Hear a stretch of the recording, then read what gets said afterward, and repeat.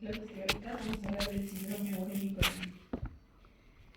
Bueno, esto es básicamente para que se sepa que las competencias que se tienen que lograr es que se posean conocimientos sobre el síndrome urémico hemolítico, de tal manera que podamos integrarlos en nuestra práctica clínica.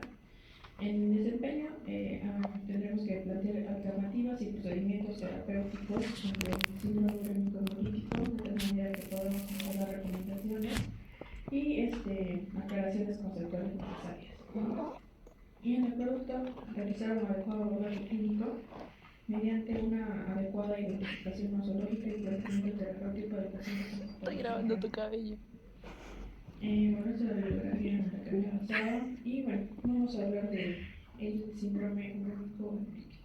Entonces, como una breve introducción, vamos a tener aquí el síndrome urémico hemolítico se encuentra que son descritas como microangiopatía trombóticas, que conocemos los tipos de enfermedades que tienen manifestaciones clínicas similares a un mismo sustrato anatomopatológico.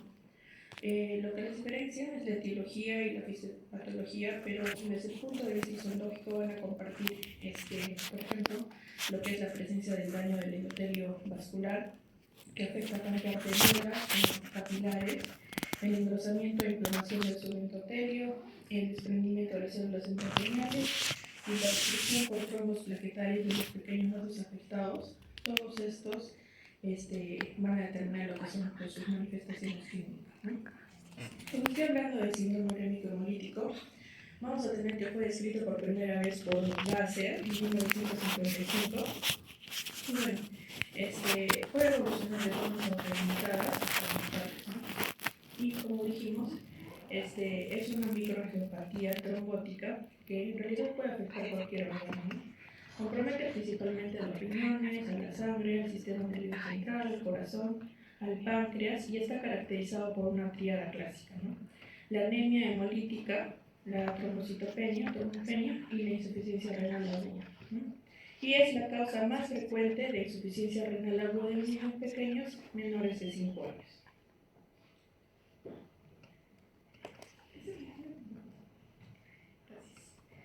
El riesgo de que se pueda presentar después de haber padecido un episodio de síndrome urémico hemolítico a insuficiencia renal crónica, o también de que pueda padecer hipertensión arterial, puede llegar hasta un 25%.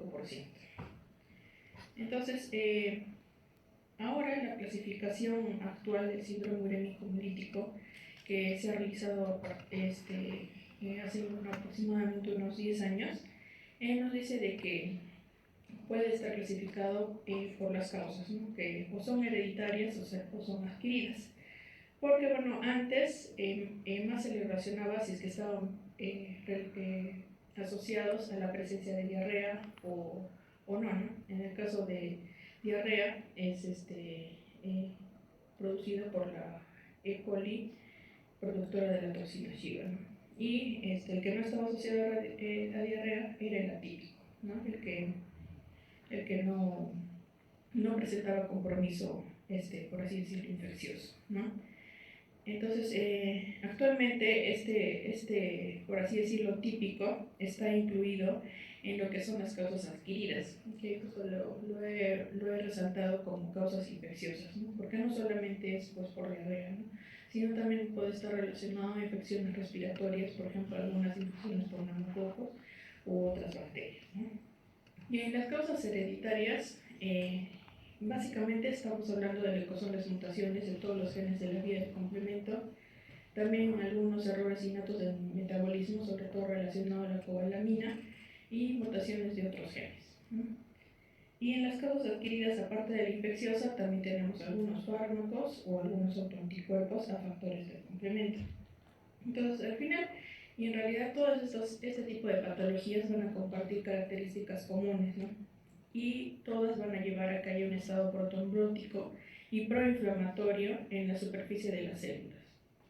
Después, y consecuencia de esto, se forma la fibrina y las plaquetas y los trombos se localizan en los capilares y las arteriolas, lo que da lugar a la tríada clínica clásica.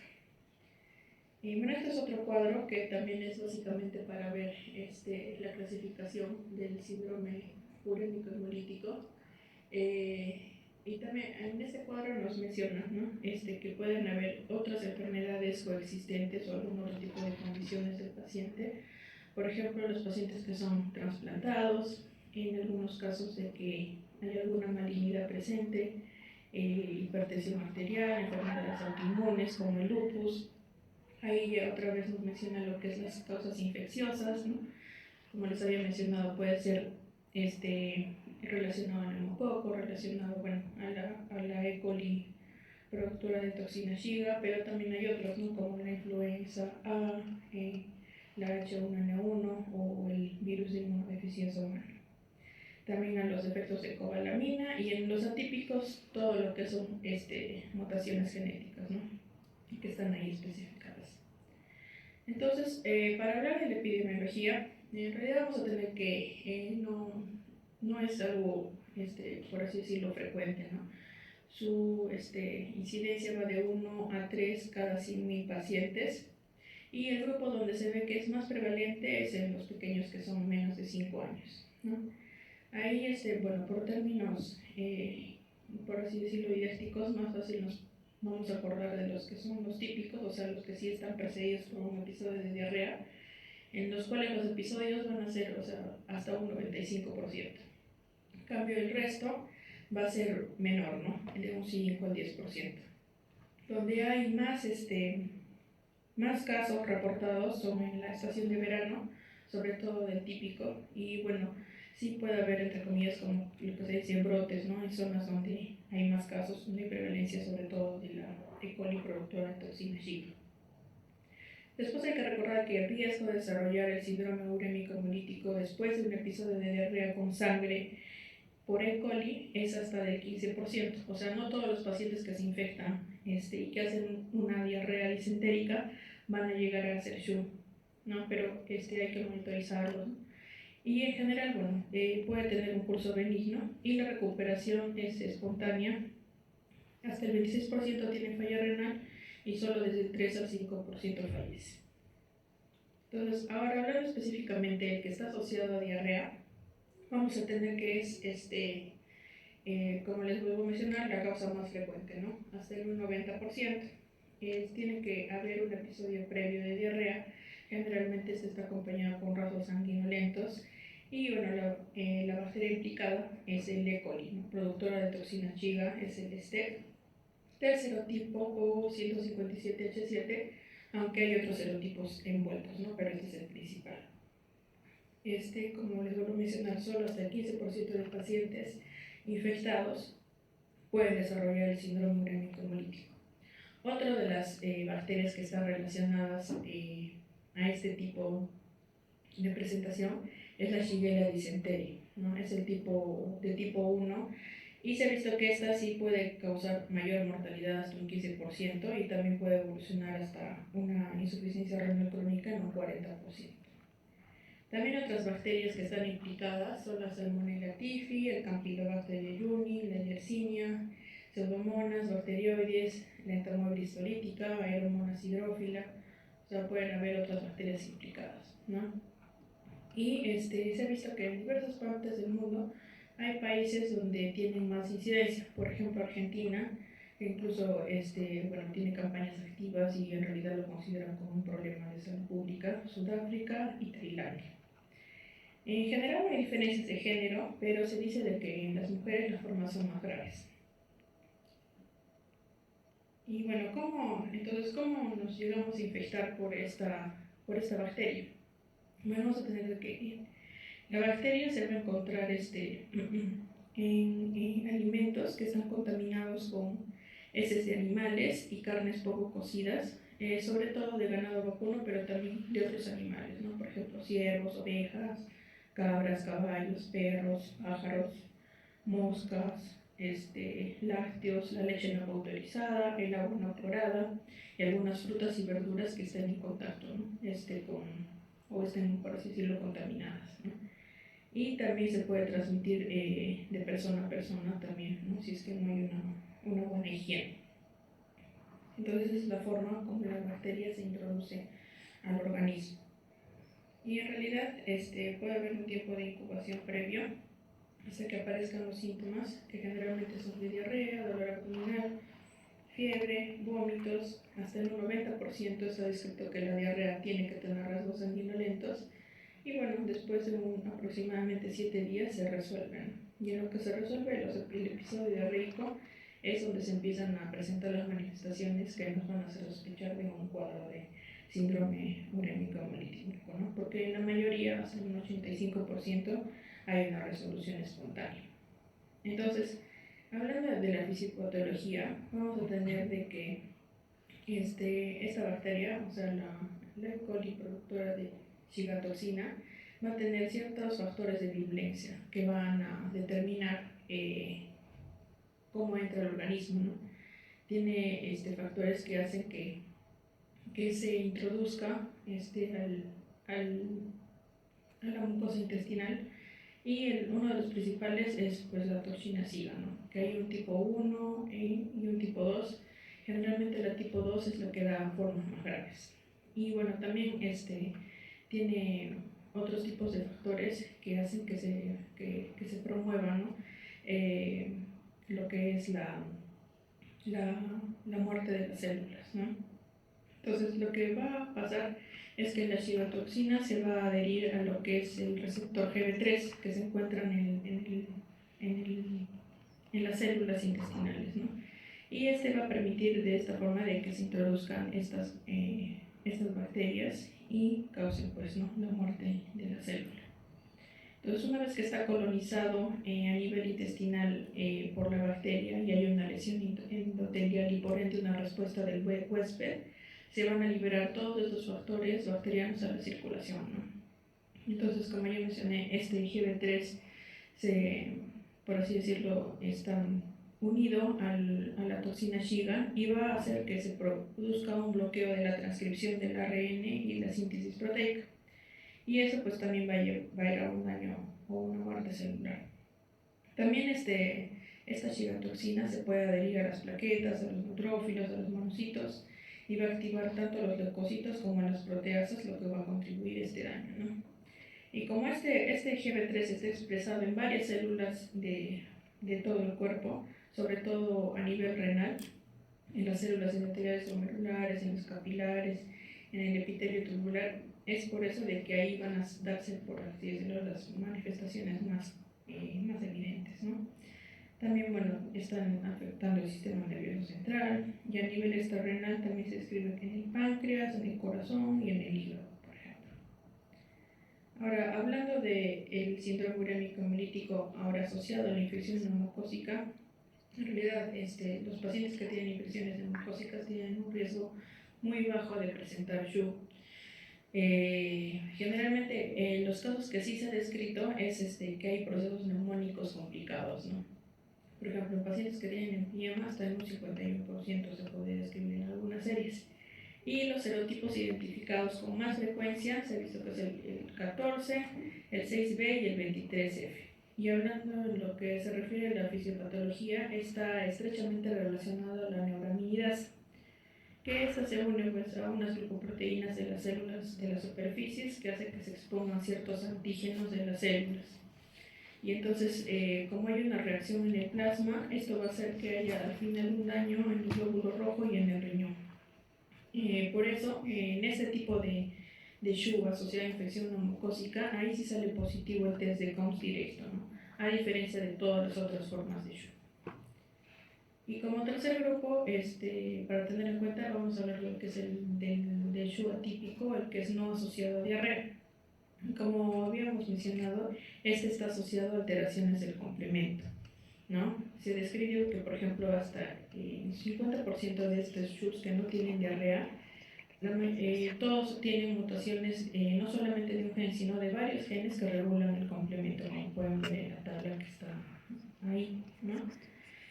También puede estar asociado a alteraciones de las proteasas del factor de von Willebrand y también a alteraciones del metabolismo de la cobalamina.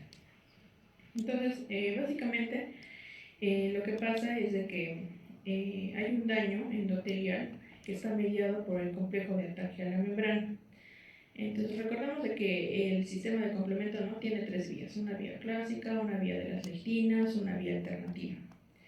Y precisamente esa proteína que es la C3 hace de que, por así decirlo, esté permanentemente activada frente como un sistema de defensa contra virus y bacterias, ¿no? Y por las enzimas, por ejemplo la C3 convertasa, tiene una fracción que es la C3b, que después también se puede convertir en otros tipos de proteínas que cuando está, por ejemplo, así decirlo, sobreexpresado, estas va a hacer que se ocasione lo que es la formación de trombos, ¿no? Y en todo caso, estos pacientes van a tener este fenotipo que es procoagulante y proinflamatorio de la célula endotelial, y esto los va a predisponer a la presentación del SHU. Bueno, y esto es básicamente para ver, ¿no?, lo que es todos los factores reguladores, todas las proteínas que se encuentran en la membrana celular, que son parte de la vía de complemento alterna, que al estar alterados generalmente o sobreexpresados, hacen pues que haya una mayor, por así decirlo, producción de estas proteínas y se forme un complejo de ataque de membrana sobreexpresado, y al final esto va a hacer de que se induzca la célula que tiene estas alteraciones a que sean fagocitadas, ¿no?, y por ende haya una muerte celular. Entonces, las manifestaciones clínicas. Vamos a tener de que antes que se produzcan los síntomas característicos, por así decirlo, del SHU, 3 a 5 días previos el paciente haya tenido, ¿no?, un cuadro de diarrea sanguinolenta, dolor abdominal. ¿Y qué es lo que pasa? De que muchas veces se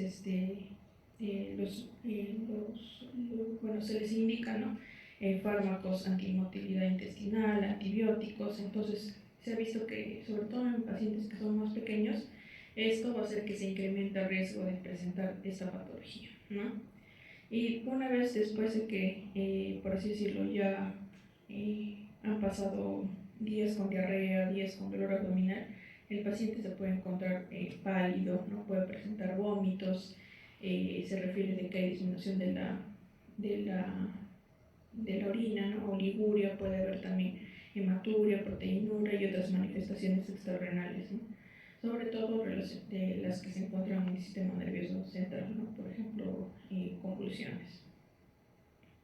Entonces, una vez que, bueno, más que todo es para que lo orientemos en lo que es la relación de si es que es un SHU, por así decirlo, atípico o no. Vamos a tener de que en el caso de las infecciones por la E. coli productora de toxina Shiga, nosotros tenemos que orientar nuestro enfoque, por así decirlo, diagnóstico, en buscar que se encuentre presente esta bacteria. Y para eso necesitamos realizar, ¿no?, ciertos cultivos, detectar la toxina Shiga, y esto lo podemos hacer pues por estudios serológicos y de PCR. De tal manera que si es que nos salen positivos, pues definiremos que es o un SHU que está asociado a la E. coli productora de toxina Shiga, o si es que no, relacionado pues, ¿no?, a algún otro tipo de bacteria que pueda producirlo, o en algunos casos el neumococo, ¿no? Y ahí también trataremos de evidenciar la infección y veremos pues si es que es positivo o no, ¿no? Si es que sale todo negativo, tendremos que buscar, ¿no?, si es que hay algún otro tipo de infección, si es que ha habido algún otro tipo de consumo de drogas, malignidad, si es que recién hay la activación del complemento, o si es que hay autoanticuerpos. Entonces, ¿qué exámenes aparte también podemos pedir? En lo que se refiere a la bioquímica y al hemograma, es importante tener pues una urea, creatinina, un hemograma completo, también un recuento de reticulocitos, de plaquetas. Se tiene que hacer un estudio de coagulación, se puede hacer un test de Cons directo,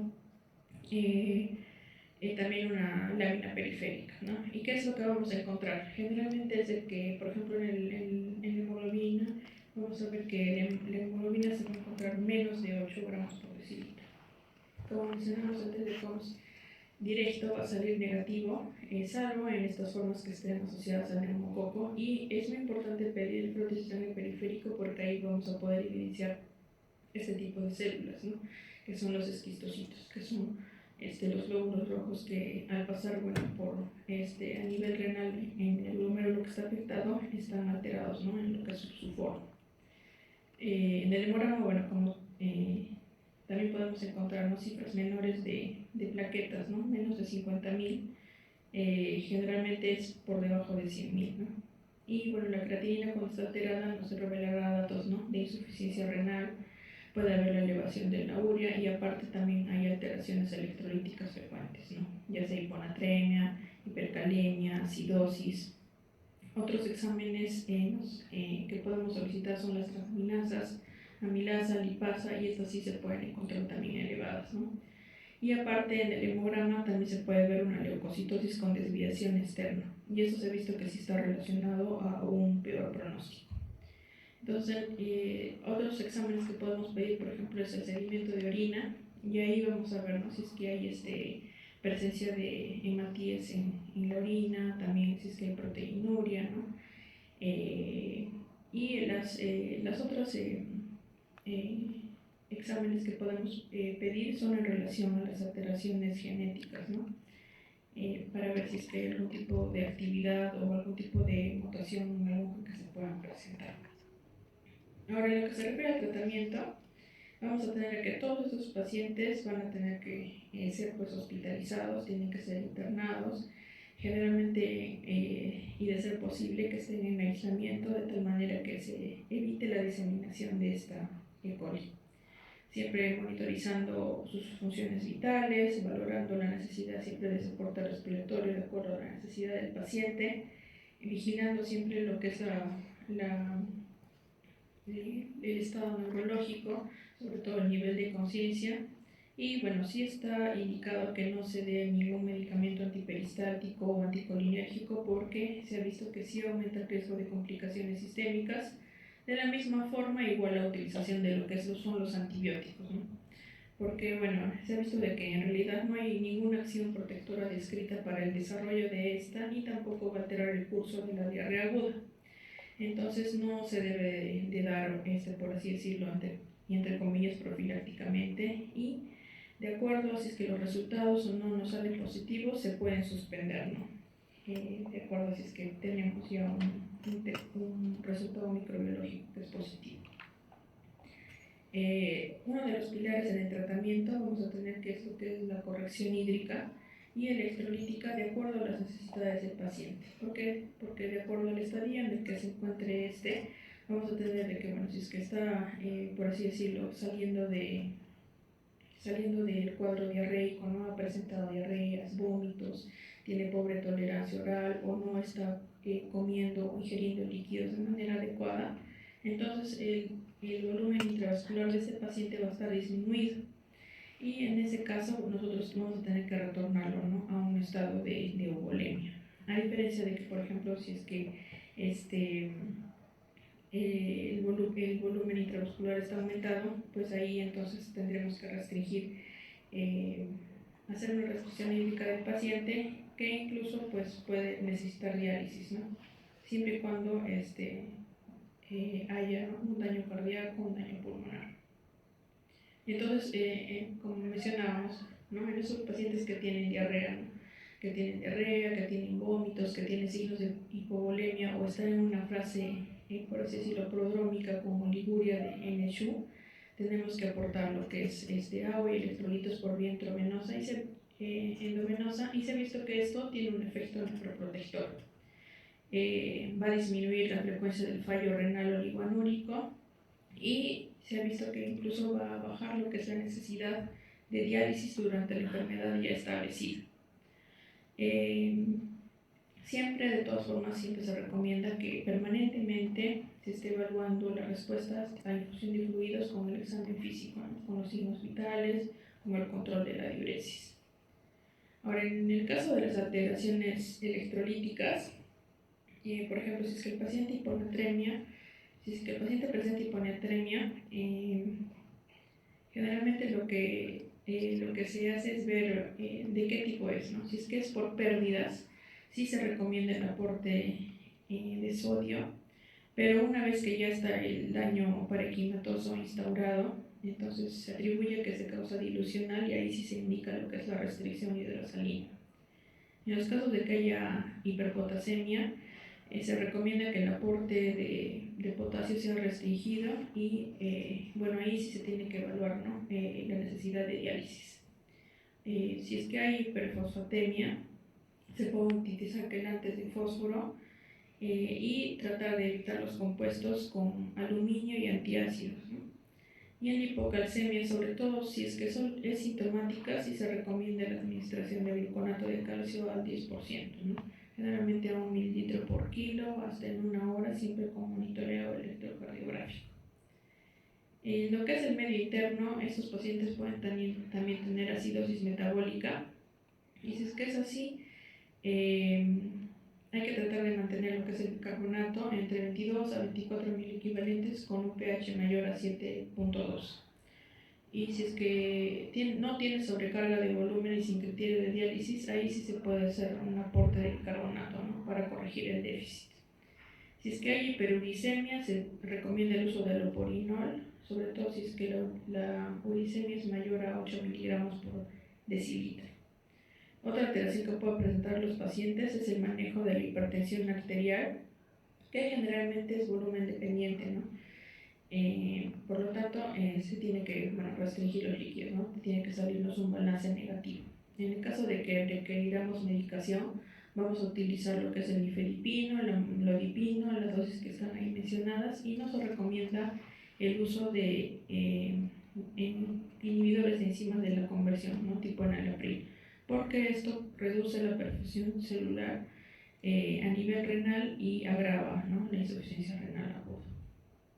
Bueno, respecto al compromiso hematológico, sí está recomendado que en el caso de la trombocitopenia se eviten las transfusiones de plaquetas, salvo que haya un sangrado activo o se realicen algunas técnicas invasivas. Incluso se puede hacer la colocación de lo que es el catéter para la diálisis peritoneal sin mayor problema, ¿no?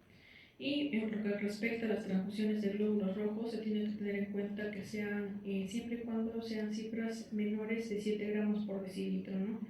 Salvo que el paciente tenga clínica aguda.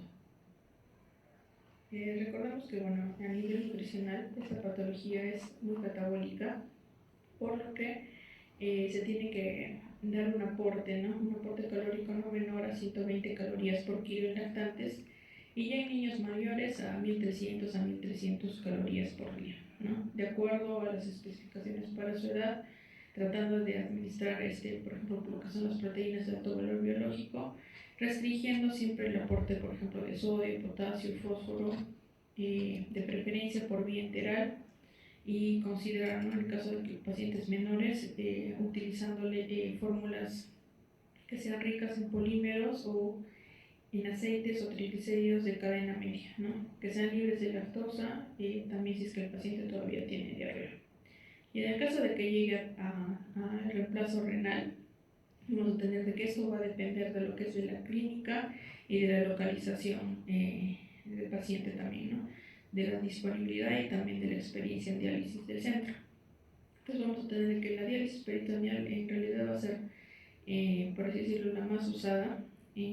Esto se realiza de forma manual intermitente o también automatizada con cicladora, y es lo que, bueno, como les mencioné, es más utilizado, ¿no?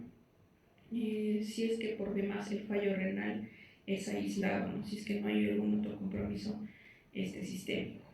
En el caso de que, por ejemplo, el paciente esté en unidad de cuidados intensivos o haya un mayor compromiso de afectación del mismo, se recomienda más hacer lo que es la hemodiálisis y las terapias de reemplazo continuo, ¿no? Por ejemplo, la hemodiafiltración. Entonces, ¿en qué casos de pacientes indicaremos la diálisis? Cualquier tipo de manifestación de uremia, si es que el paciente tiene sobrecarga de volumen con manifestaciones clínicas, si es que tiene acidosis metabólica grave con un pH menor a 7.2, o si es, ya sea o no que esté con sobrecarga de volumen, ¿no? si es que tiene también, por ejemplo, anomalías electrolíticas con un potasio mayor a 7 miliequivalentes por litro, o tenga hipo o hipernatremia que no tenga respuesta al tratamiento, ¿no? Si es que está por demás con oligonuria, y si es que hay un aumento progresivo de los niveles de urea, ¿no? En esos casos está indicado, ¿no? Ya sea la diálisis peritoneal o la hemodiálisis. Ahora, este medicamento cobra relevancia sobre todo en los casos del SHU atípico, ¿no? Este es el eculizumab y es un anticuerpo monoclonal que es recombinante de C5 encargado de estabilizar las enzimas a la C5 convertasa de tal manera de que se inhiba en la fase final de la cascada. Puede lograr la remisión hematológica y renal en pacientes con un control parcial o que no responden a la terapia plasmática que sí puede estar indicada. Y bueno, las guías y consensos publicados recientemente nos dice que, por ejemplo, en edad pediátrica, este tratamiento es el de primera línea en el síndrome urémico hemolítico atípico, ¿no? Entre lo más temprano que se pueda iniciar el tratamiento, bueno, ahí sería mejor, ¿no? Con la dosis también de acuerdo al peso. Y respecto al pronóstico, en realidad a corto plazo, como ya lo mencionamos, la mortalidad puede llegar hasta el 5%. Y los factores que están asociados a un mal pronóstico tenemos, por ejemplo, si es que está la leucocitosis mayor a 20.000, si es que está en anuria o oligoanuria más de 5 días, si es que aparte 5 días o 10 días, ¿no? Si es que aparte concomitantemente presentado prolapso rectal, isquemia colónica o afectación sistémica severa del sistema nervioso central, proteína persistente o necrosis cortical, todos ellos son factores, por así decirlo, de mal pronóstico. Y a largo plazo, el 5% de pacientes puede tener secuelas importantes y hasta el 40% pueden llegar a tener complicaciones crónicas, ¿no? Como la hipertensión arterial y la enfermedad renal crónica y la diabetes. Hasta un 20% de pacientes puede llegar a tener, ¿no? Presentar un trasplante, ¿no? Tanto en niños, ¿no? como en adolescentes.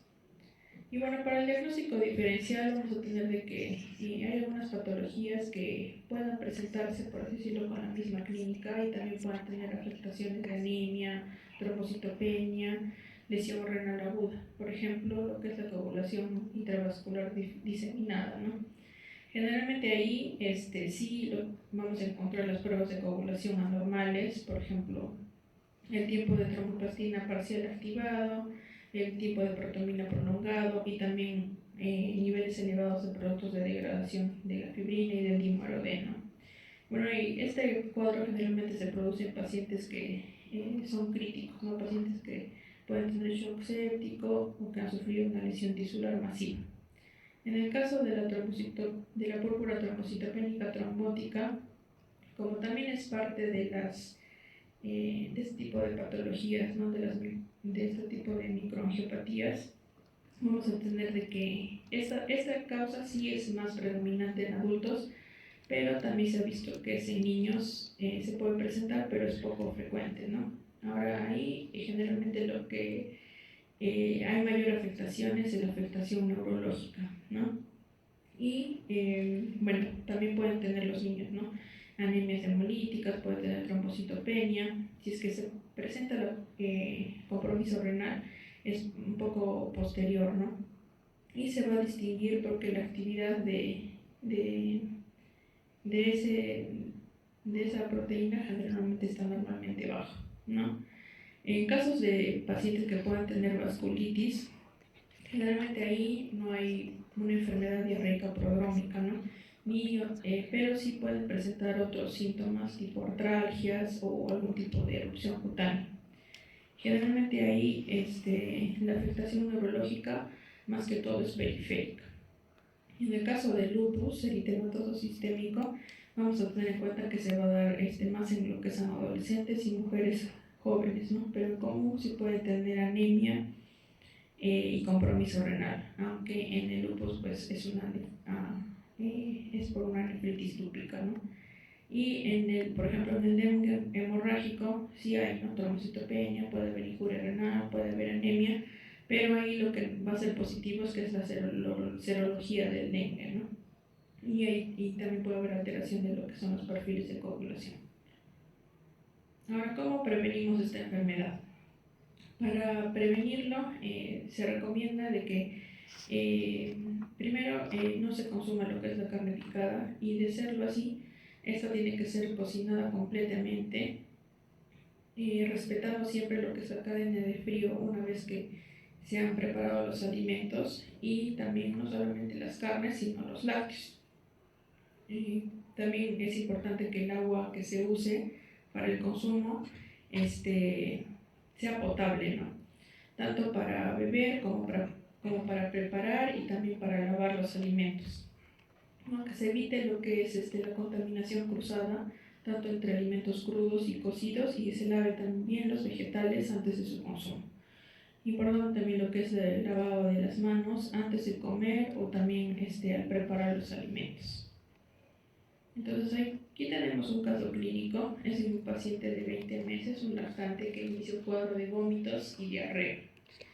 Y 48 horas previo al ingreso presenta decaimiento y fiebre, con el único antecedente positivo es que familiares tuvieron 2 semanas antes episodios de una gastroenteritis aguda autolimitada, ¿no? En el examen lo que se encontró en el pequeño era que estaba en regular estado general, estaba deshidratado, hipoactivo, irritable, pero no tenía signos menillos. En los exámenes vemos que la PCR estaba elevada, estaba en 58, había leucocitosis con neutrofilia y se encontró una hiponatremia leve de 131. En la gasometría se evidenció una acidosis metabólica leve. Entonces, en el caso del pequeño, también se realizaron controles de creatinina y de hemoglobina, donde se vio que estaba aumentando, ¿no? Sobre todo el aumento de la creatinina, que fue hasta 0.8, se evidenció que había una anemia hemolítica, también se evidenció que había trombocitopenia. La coagulación estaba normal, pero las transaminasas estaban elevadas y también se evidenció una elevación de la lipasa. Entonces se inició lo que es la hidratación intravenosa, a pesar de la cual persistieron signos de deshidratación, pero presentó diuresis normal, ¿no? No se llegó a evidenciar hematuria ni hipertensión arterial. Entonces vemos que se trató de un caso, por así decirlo, de riesgo bajo de síndrome urémico hemolítico, y bueno, al final tuvo una buena evolución, no llegó a diálisis, por lo mismo de que se instauraron medidas precozmente,